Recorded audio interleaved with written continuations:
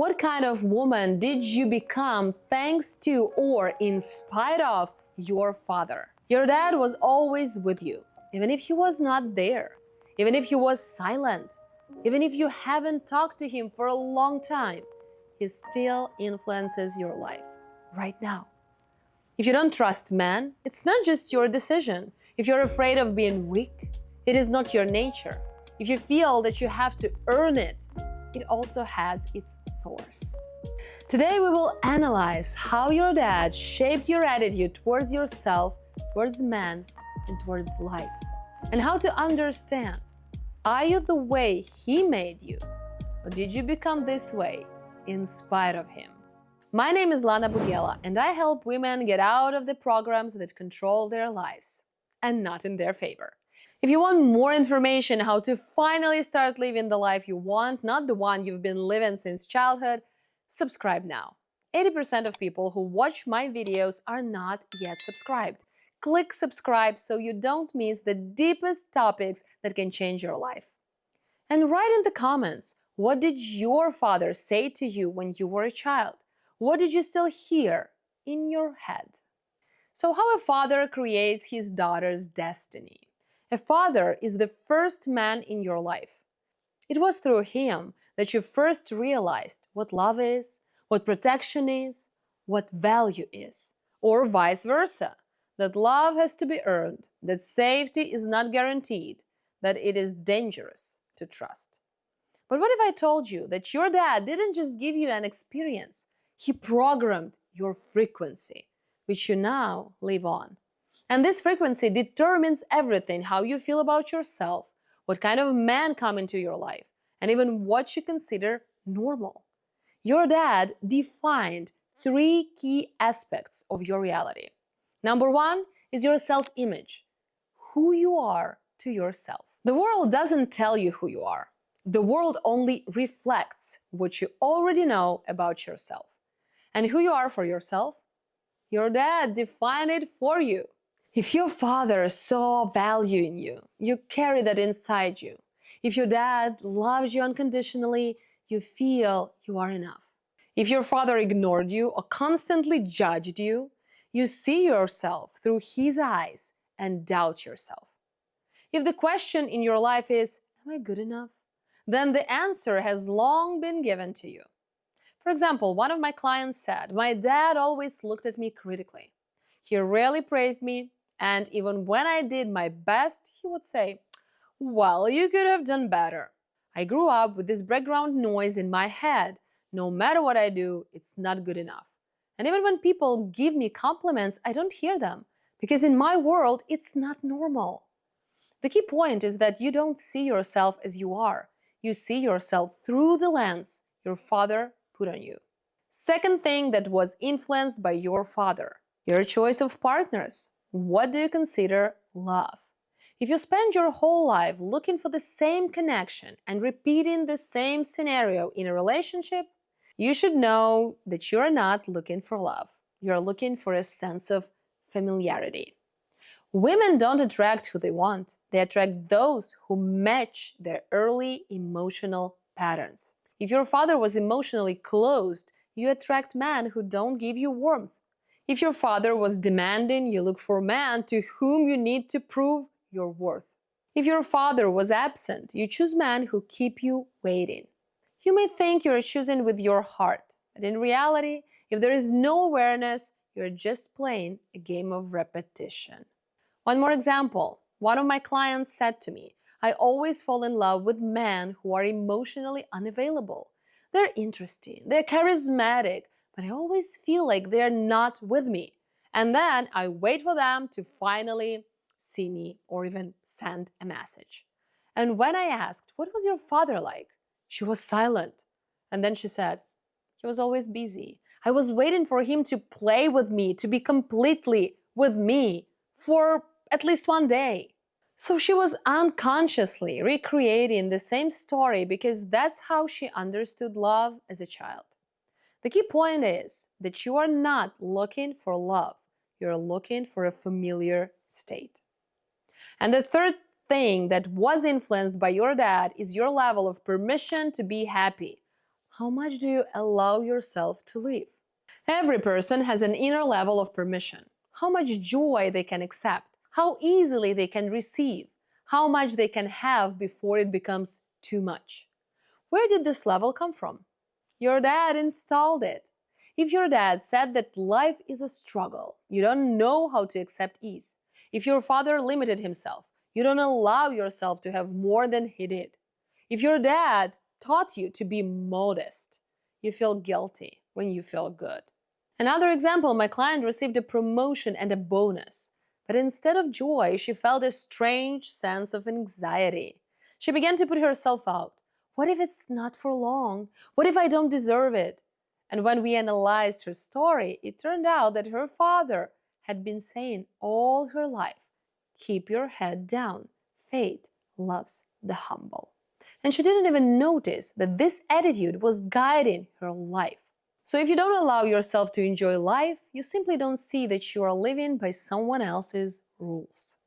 The key point is that you are limiting yourself to the level that your dad once set. So now think about it. What is yours and what is still your father's voice? Do you value yourself because you are who you are? Do you attract men who bring you love?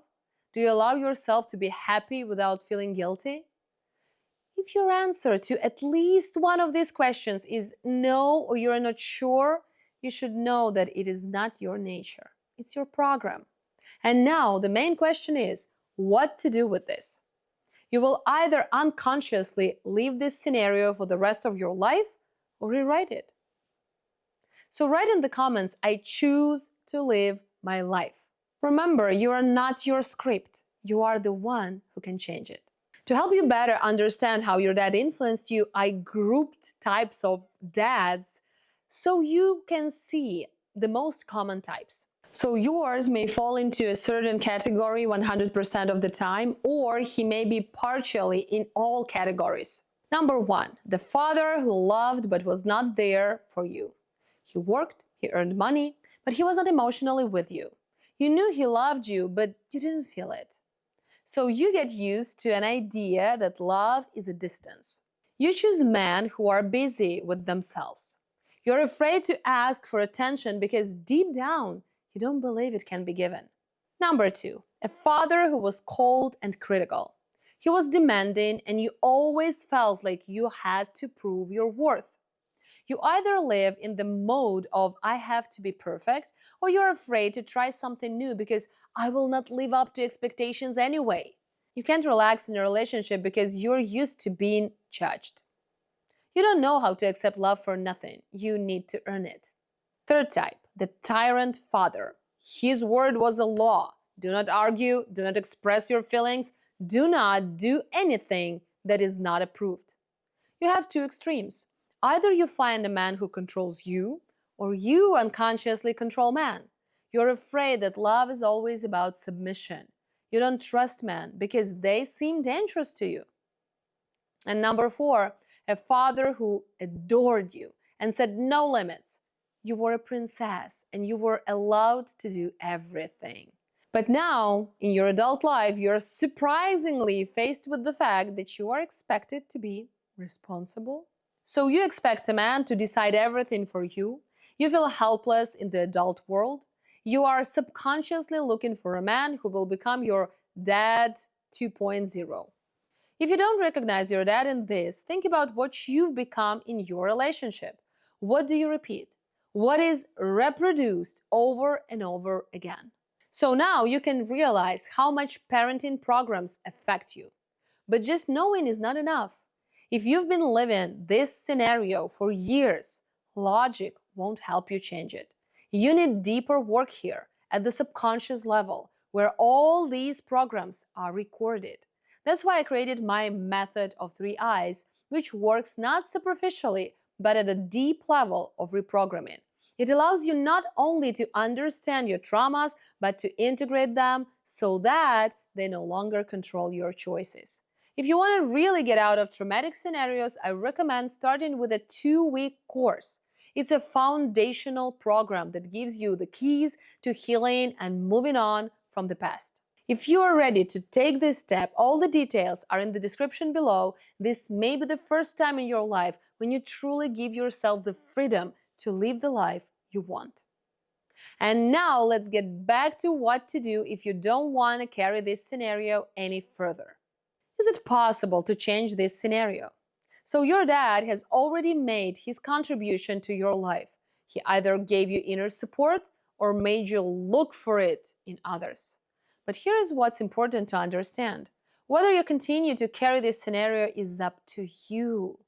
Throughout your life, you could believe that this is just your character, that you are like this by nature. You always choose the wrong man. You are afraid of trust. You try to earn love. But if you weren't born with this, then you can change it. So, how to disconnect from this influence? Changing this scenario is not about fighting the past. It is the realization that you no longer have to carry someone else's story. So, number one, realize that you are not a little girl anymore. The problem is not that your dad once shaped your reality. The problem is that the little you is still running your life. What does it look like? You treat men as they can give or take love from you, just like your dad did. You're still waiting for someone to validate your worth because your father never did. You unconsciously feel that you owe someone something because you are used to the idea that love has to be earned. But you are an adult. You don't have to look for a dad in every man, and you can give yourself what you were not given. So let's do a little practice. Close your eyes right now and imagine that you are standing in front of a small version of yourself. What would you say to her? Would you tell her that she has to earn love? That she has to wait to be appreciated?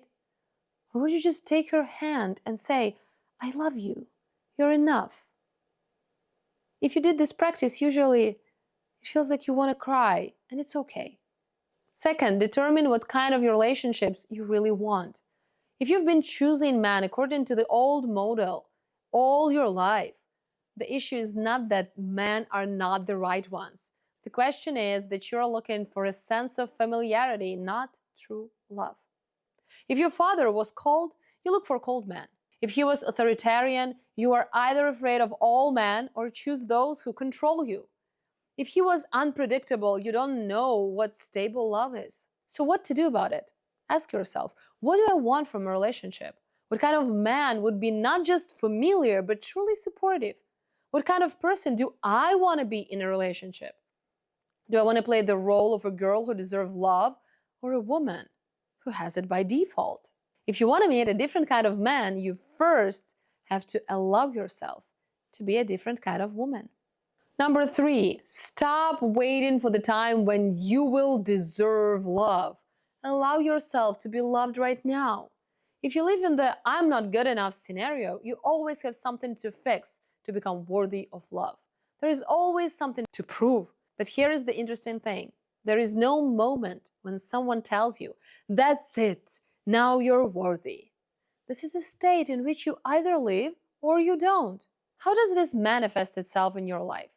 You don't allow yourself to be happy because you have to achieve more first. You don't rest because you don't deserve it. You don't allow yourself to be the center of attention because there are others who are better than me, younger, more beautiful, more talented, whatsoever.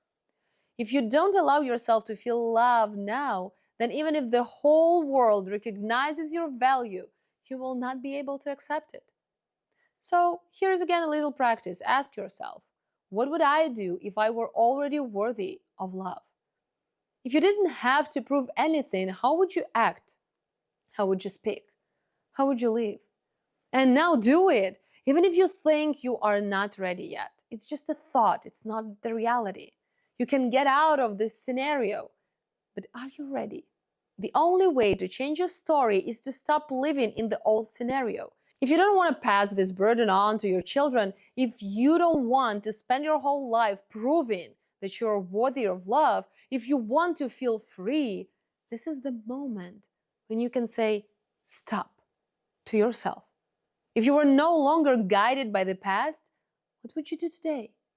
Write in the comments, I no longer live by someone else's script. Remember, you can be more than the script you've been given. If you liked this topic and this video and want to understand even more deeply how early programs affect your life, I have already recorded a video about good girls. There I explain in detail how this survival strategy steals your life and why good girls get nothing. Watch it right now, you will find answers to many of your questions there. The link to the video is in the description and in the first comment. And if you're interested in another side of the story, the topic of a bitch, write in the comments, I want a video about bitches. I look at your requests, and if I see that it is really relevant, I will definitely make this video. You can be more than the script you've been handed. And it all starts with one decision: to stop carrying something that doesn't belong to you. So if this video has given you new realizations, please share it. Perhaps this message will help another woman see the truth. Subscribe to the channel, press the bell to not miss new videos, and remember, you are more than your past. See you in the next video.